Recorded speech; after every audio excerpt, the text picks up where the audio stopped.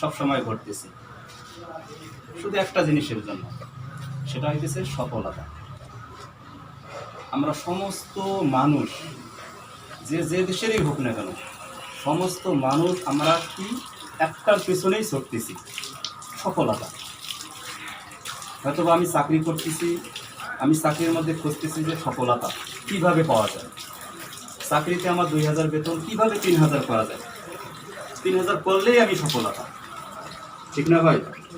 আমি রিক্সা চালাইতেছি, আজকে আমি 500 টাকা পাইছি, কিভাবে 1000 টাকা পাই, 1000 টাকা পাইলেই কি আমি সফলতা। আমি ক্লাস 8-এ পড়তেছি, আমি যদি 10 শেষ করি অথবা কলেজে উঠি, কলেজ শেষ করি, মনে করতেছি আমি সফলতা। আমি যদি একজন ইঞ্জিনিয়ার হই, আমি মনে করতেছি আমি সফলতা। আমি একটা 5তলা বিল্ডিং বানিয়েছি, 2তলা হয়েছে, 3তলা হয়েছে, 4তলা হয়েছে, আর 1তলা বাকি, মনে করতেছি আর 1তলা যদি আমি দিতে পারি, নিজেকে মনে হইতেছে আমি সফলতা। আমি চেহারার মধ্যে যখন আমি সাবান মাখি, গোসল করি, আমি মনে করতেছি ভালোভাবে ঘষলে, ভালোভাবে সাবান দিলে, ভালোভাবে সব কিছু করলে মনে হয় আমি সফলতা, আমাকে ভালো লাগবে।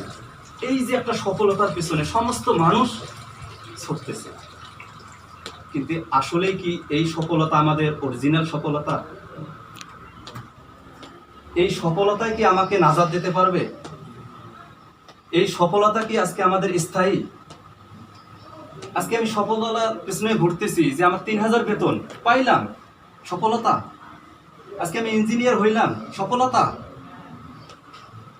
আজকে আমি অনেক বড় বড় ডিগ্রি নিলাম, সফলতা? না ভাই, এর মধ্যে সফলতা নাই। সফলতা তো ওটাকেই বলে, সফলতা তো ওইটাকেই বলে যে কিনা আখেরাতের জীবন, আখেরাতের জিন্দিগি তার মাকসাদ হয়ে গেছে। ওটার পিছনে যে ছুটতেছে সেই জিন্দিগিটা হইতেছে সফলতা। তাছাড়া দুনিয়াতে আমি যা কিছু করতেছি এটা একদিন না একদিন শেষ হবে। আজকে আমি ইঞ্জিনিয়ার শেষ করলাম, আমি পারবো চাকরি করতে? ঠিক ওই সময় আজরাইল চলে আসলো, চলে গেলাম, কি সফলতা অর্জন করলাম? আমার এই ইঞ্জিনিয়ারিং দিয়ে কি আমার কাজে লাগবে কবরে?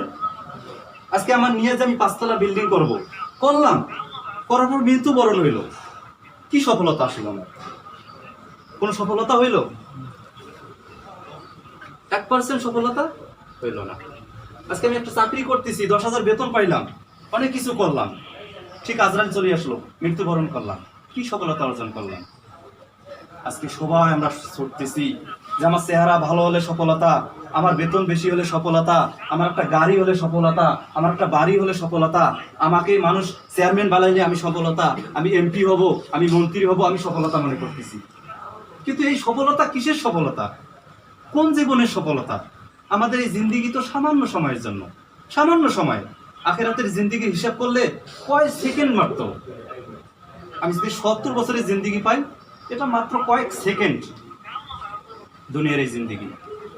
এই দুনিয়ার সামান্য জিন্দিগির জন্য আজকে আমরা কত সফলতার মধ্যে ছুটতেছি। আসলে ভাই এটা সফলতা না।